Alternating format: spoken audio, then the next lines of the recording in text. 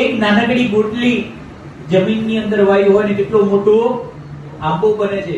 એક નાનકડો વડનો ટેટો એ જમીનની અંદર ગયો હોય અને કેટલો મોટું વૃક્ષ બને. તો એ બીજની તાકાત છે.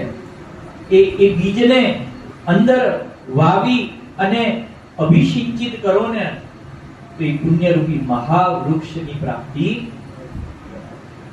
ને આ બીજ મંત્રોની તાકાત છે.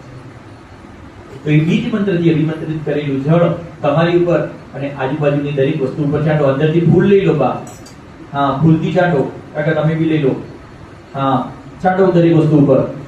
ઓમ મહાપવિત્ર પવિત્રો વાસરો સંગતોપિયા યસ્મરે મુંડરીકાકૃતબાયાભ્યંતરસુજી. ફૂલ છે ને નીચેની થાળીમાં મૂકી દો. હવે ખરાબ થઈ ગયું. નીચેની થાળીમાં, નીચે વાળી થાળીમાં. હા સર્વમ શુચિ પવિત્રમાસ્તુ. અને હવે કોઈ પણ વસ્તુમાં સાક્ષી જોઈએ. અહીંયા બાપજી પાસે આપણે દીપ કરાવ્યો છે તો દીવાને નમસ્કાર કરીએ. બોધિ બોધિવ રૂપસ્તમ સર્વસાક્ષી એવી આવત પૂજા કરી શ્યામી તાવત ધમ દીપસ્ત પરમાત્મને નમો તત્તા નમસ્કાર નમસ્કરોમી. પણ દીવો કાચો સાક્ષી છે, ગમે ત્યારે ઉલવાઈ જાય તો પાકો સાક્ષી છે જગતજ્યોત સૂર્યનારાયણ. એ ક્યારે ઉલવાતો નથી ને એ ઉલવાઈ જાય તો આપણે બધા ઉલવાઈ જઈએ. બરોબર ને? તો ભગવાન સૂર્યનારાયણને નમસ્કાર કરવાના છે. ભગવાન સૂર્યનારાયણ નમસ્કાર કર્યો. આદિત્ય નમસ્કારમ યે કુર્વંતિ દિને દિને જન્માત રસોત્રિસુ દારિદ્રમ નોપજાયન ભુવન ભાસ્કરેણ સૂર્ય નમાદિત્ય નમો મિત્રાય નમો રવિ ભગાય નમો નમઃ.